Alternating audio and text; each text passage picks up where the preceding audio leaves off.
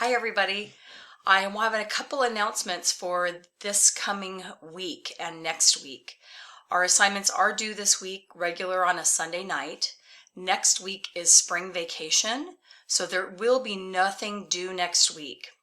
However, I am going to open Module 4 for you, so you can get a head start on that if you would like, but I want you to remember that there is nothing due next week, nor will I really be responding to things next week, but you are welcome to get a jump on it if you would like to and if that fits your schedule better. I am going to open that like I always do on a Monday morning.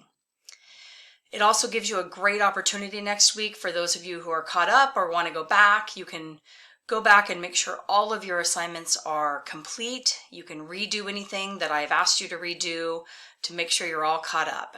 Because again, there is nothing else due next week.